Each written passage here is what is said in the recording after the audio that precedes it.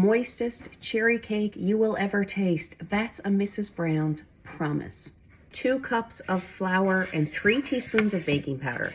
Whisk that together and set it to the side. I'm doubling up, so if you see multiple bowls, don't panic. My verbal instructions and the screenshot I'll show at the end of this video are for 1 batch. 1 batch is going to give you 1 bundt cake or 2 loaf cakes. Full disclosure, there may be some creative language happen in the background of this video today. It is December 23rd here, and we cannot put it off any longer. The tree is going up, and there are 2 very wild cats here. They're still babies. They're only 2.5 years old, and the tree, it's chaos here, okay? Absolute chaos. 1 block of cream cheese, that's 8 ounces, and 1 cup of butter, and get this mixed well. 1.5 cups of granulated sugar. We were always November put up the tree kind of people. Like November 18th was one of our popular days for putting up the tree. We got engaged on November 17th with a ring in the tree. But we didn't have wild kittens back then. Mix again. We need a teaspoon of vanilla extract in here measured with your heart. When does this kitten stage actually end? They're 2.5 years old now. A teaspoon of almond extract. Use your actual measurements for this one. Add 4 eggs in here and mix very well. Lunchtime for the little monsters, so that might keep them occupied and away from the tree for a little bit. No guarantees. Ensure this mixture is entirely smooth, and then you're ready to add that dry ingredients. When you're mixing the flour in, you just want to incorporate it. Don't overmix. Girls, aren't you sleepy yet? You just had your bottle. It's okay to see a little bit of flour residue when you're done. We're ready for the cherries. Those cherries need to be drained and halved and dredged in flour. The recipe suggests 1 cup of cherries. I feel like that's nonsense. Cherries need to be measured with your heart. I use at least 1.5 cups. I just go with what looks right. Where are you? Girl? Maisie? Are you in that tree yet?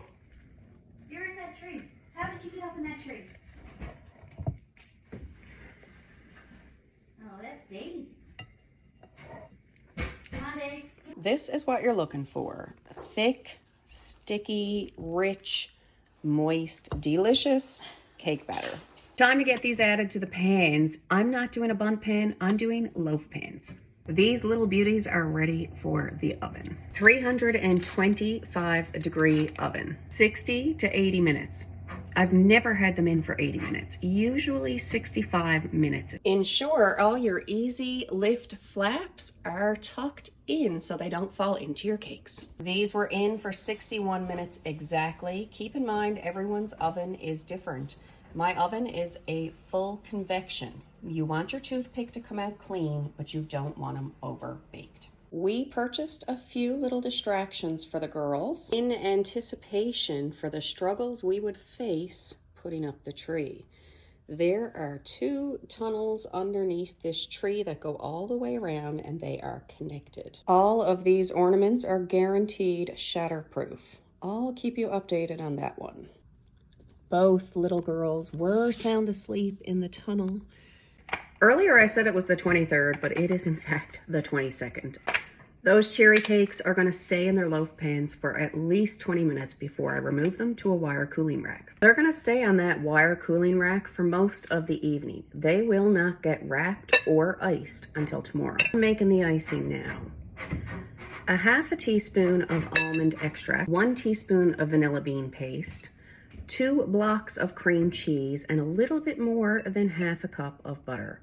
Couple of tablespoons of cream. You could use milk. Keep in mind, I'm making enough icing for 4 loaf cakes. I only gave you the recipe for 2 loaf cakes, so you could cut this in half. I'm gonna mix all this well before I add any powdered sugar. I'm not really gonna be able to tell you how much powdered sugar because I'm just gonna continue to add it until it's the right consistency. The consistency looks perfect, so now it needs to pass the taste test. It's perfect. For reference, I used that entire container of powdered sugar. It's not a full bag. I don't know how much is in there, but I would say it was about 3.5 cups. Once the bowl is scraped down well, I'm just gonna mix some more to get it to that perfect consistency. This icing is going in the fridge. Our cherry cake will get iced tomorrow on Tibbs Eve. Sadly, I won't be able to show you the finished product or do a taste test with you because we don't cut it until Christmas Eve morning. It's our breakfast tradition.